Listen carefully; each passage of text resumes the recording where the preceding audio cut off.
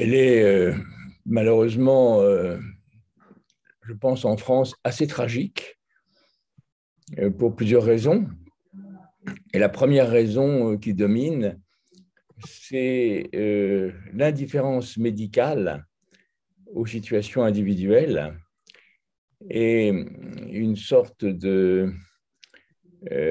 d'obscurité qui fait que ces questions ne sont pas prises en compte généralement par les équipes médicales parce qu'il n'y a pas d'inscription universitaire, il n'y a pas d'inscription dans les budgets hospitaliers, il n'y a pas d'inscription dans l'imaginaire collectif et que pour la majorité des soignants, les soins palliatifs sont réduits à une gestion des derniers jours de la vie dans certaines situations un peu difficiles, mais il n'y a pas de réflexion sur l'acharnement thérapeutique, il n'y a pas de réflexion sur des situations qui ne sont pas des cancers, mais qui sont des Alzheimer, qui sont des maladies cardiaques, des maladies neurodégénératives. Autrement dit, la France a toujours privilégié le soin curatif et elle tient des discours très utopiques, très généreux sur le care, etc. Mais tout ça n'a aucune inscription pratique.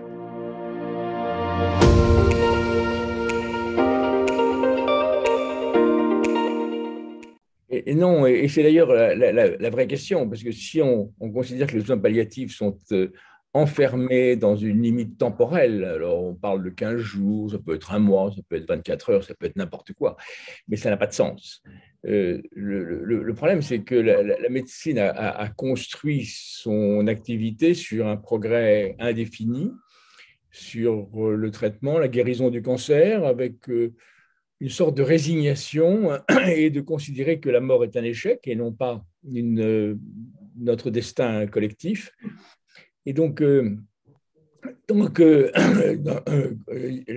Allemagne, par exemple, il y a une espèce de tressage entre le curatif et le palliatif, ce qui fait que disons que ce qu'on appelle les lits de soins palliatifs ou les unités de soins palliatifs sont des unités destinées seulement à traiter des cas très douloureux de gens qui ont très mal et qui ont besoin d'une attitude spécifique. Mais il y a une anticipation dans les équipes thérapeutiques sur l'intérêt ou le non-intérêt.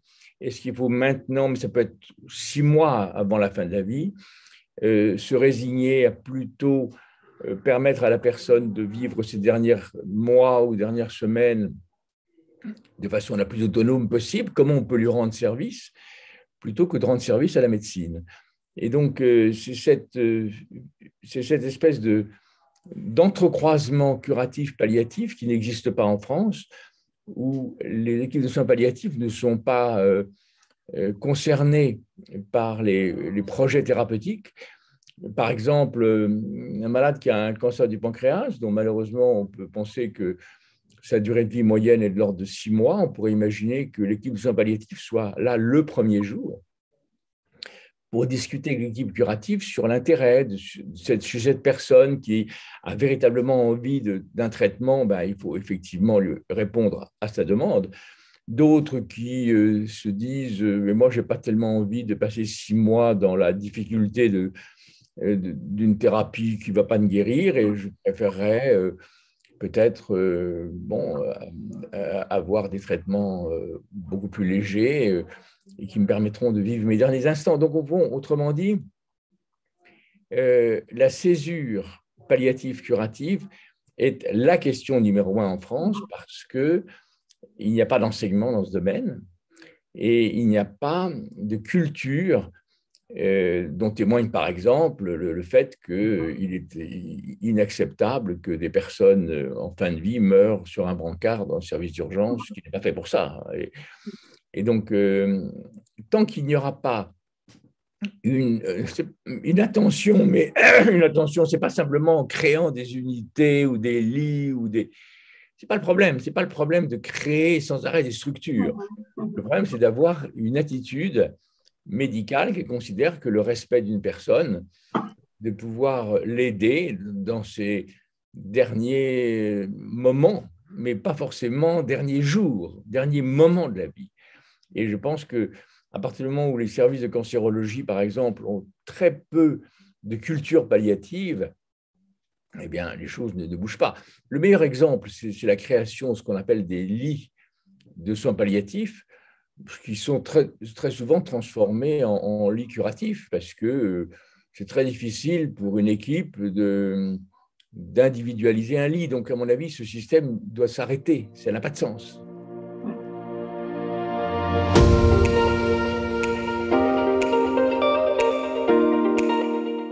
Elle ne l'a pas révélé. Simplement, je pense que le retour d'un grand nombre de morts, mais surtout des personnes âgées dans les EHPAD, a permis à la société de prendre conscience de façon beaucoup plus concrète de notre destin et de ne pas confier la mort à des situations exceptionnelles, parce qu'on s'aperçoit maintenant que la mort est considérée comme une maladie, c'est une maladie grave, mortelle, mais qui n'a pas...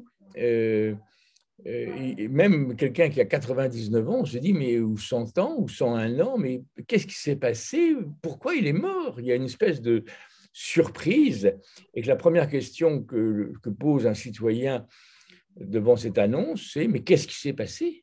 Quel est ce scandale qui fait qu'il est ou elle est morte? Donc, au fond, tant que la mort n'est pas intégrée à la vie, et que s'il n'y a pas de mort, il n'y a pas de vie, et les adolescents vivent dans le sentiment d'éternité et qu'ils ne découvrent la mort que quand elle est brutale, un assassinat dans une banlieue. Et à ce moment-là, il s'appelle des marches blanches, comme s'il y avait une conjuration de la mort, parce qu'elle était exceptionnelle, mais que nous, on les protégeait. Et je pense qu'il y a toute une culture, mais ça, ce sont des lieux communs, ce que je dis, hein, parce qu'il y a, vraiment, tout le monde le pense, mais la société elle-même a été un peu bouleversée par les morts du Covid, mais comme c'était des personnes en EHPAD qu'on ne voyait pas, cette mort était invisible. Et comme les visites étaient absolument interdites, c'est là, il y a une véritable relation perverse à la mort, parce qu'il ne fallait surtout pas que les citoyens, au nom de la sécurité sanitaire, soient concernés directement par ces drames.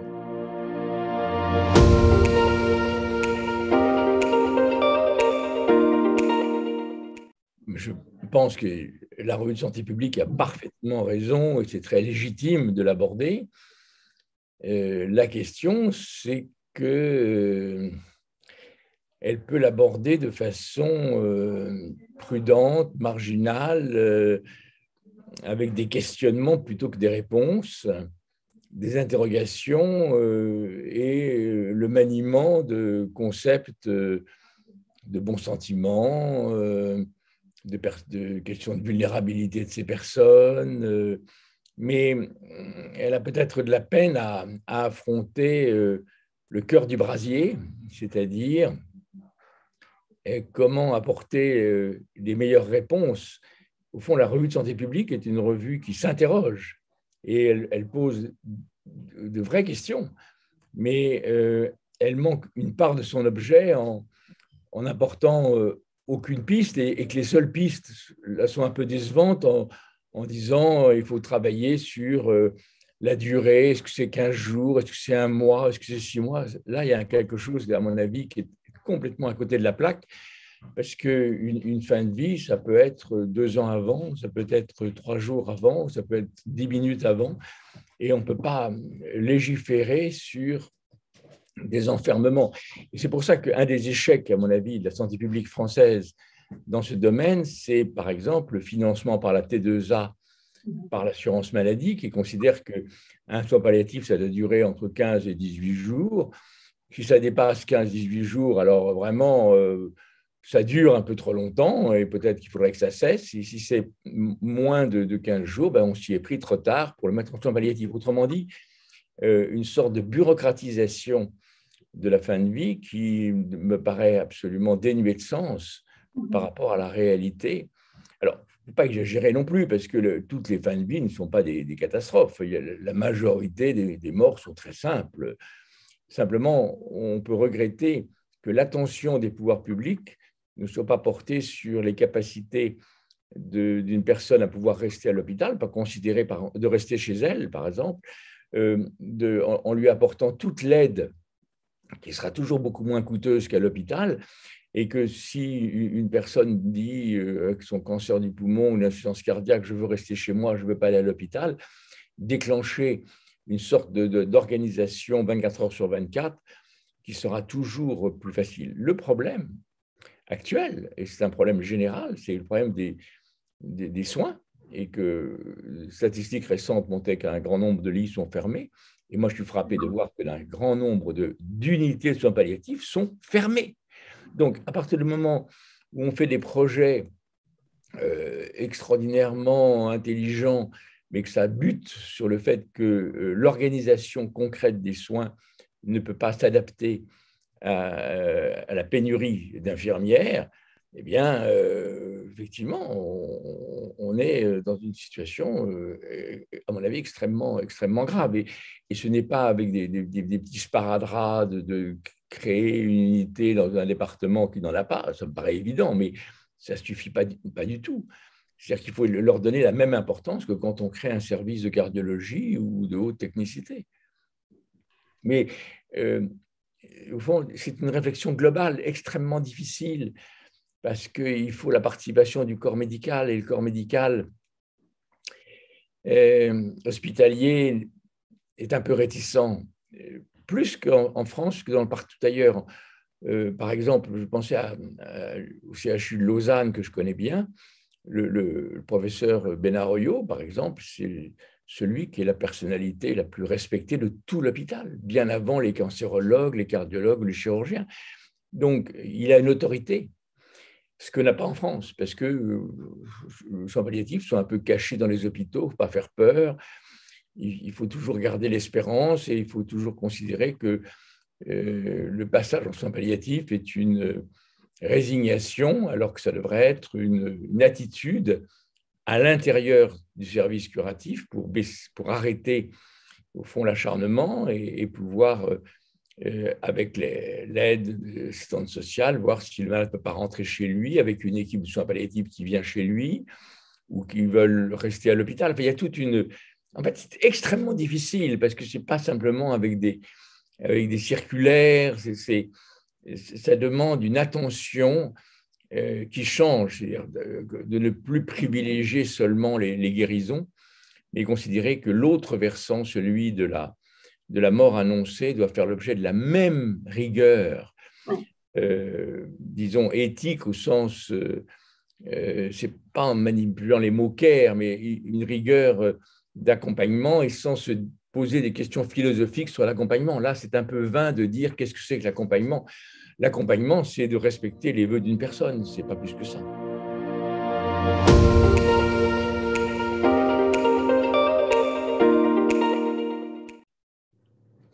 Peut-être que l'article qui m'a le plus intéressé, c'est celui qui fait le point, l'article de Cousin, le début sur, au fond, la situation assez inquiétante, parce qu'on est déjà, on a la moitié de soins palliatifs par rapport aux Allemands, aux Anglais, mais même à l'intérieur, on n'a pas la même efficacité. Donc, je trouve que cet article, qui est un article plutôt critique sur l'existant, m'a le plus intéressé. En revanche, les articles sur les concepts, les méthodologies de recherche ont un peu déçu, parce que je pense qu'ils manquent leur objet. On ne peut pas calquer sur les soins palliatifs des recherches méthodologiques comparables à celles pour l'évaluation d'un médicament. Ce qui m'avait frappé au rapport 2012, c'est que j'avais fait une enquête assez difficile, mais en interrogeant des personnes en fin de vie. Et ce qui m'avait intéressé, c'était justement le fait qu'elles demandaient qu'on parle de la mort. et non pas qu'on dise mais ça va aller mieux, et qu'elle demandait qu'on prenne en compte leur angoisse de mort et qu'on prenne en compte surtout leurs demandes. Et ce n'est pas tellement des demandes d'euthanasie qui étaient existantes, mais qui étaient ne jouez pas sur une fausse espérance. Soyez conscients, vous, équipe médicale et famille, que nous savons. Et donc, prenez du temps avec nous, ne pas fermer la porte, ne pas entendre le pas du médecin qui ne s'arrête pas ou qui chuchote. Essayez d'être, au fond, au plus près de nous. Et ce n'est pas avec des méthodologies de recherche qu'on arrivera à saisir cette demande. Je pense qu'il y a toutes…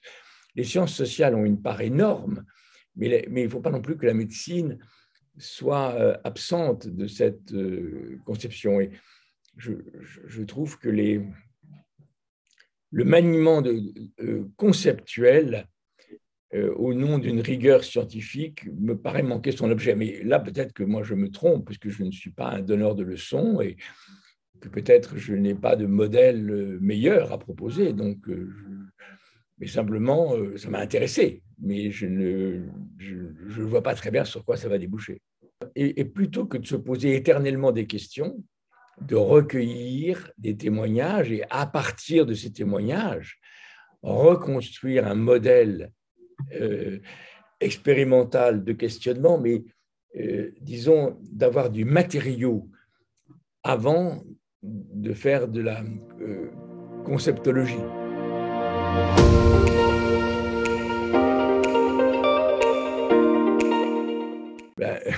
De garder leur esprit critique, mais que au fond, c'est assez rare qu'une revue aborde cette question. Donc, il est courageux pour la santé publique de l'aborder, et c'est très bien.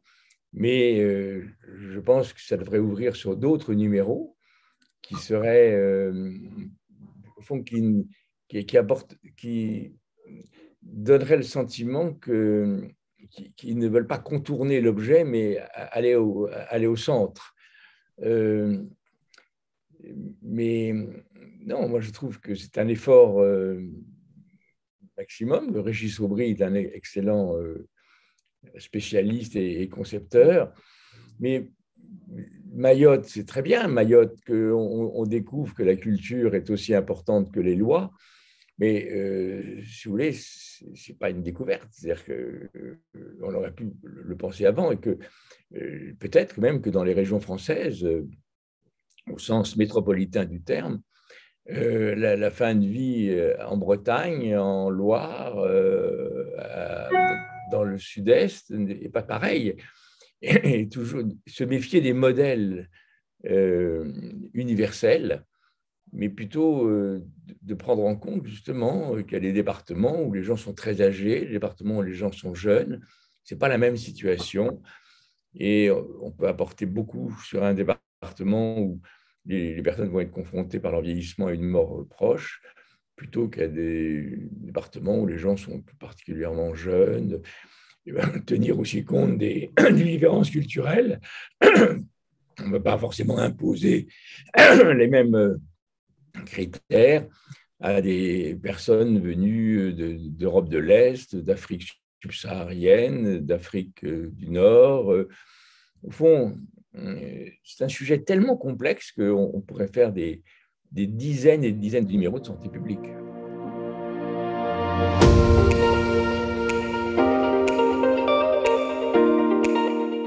Il n'y a pas un ouvrage, enfin en France, à ma connaissance, qui aborde cette question totalement dans sa complexité. Il l'aborde plutôt sous les angles euthanasie oui, euthanasie non.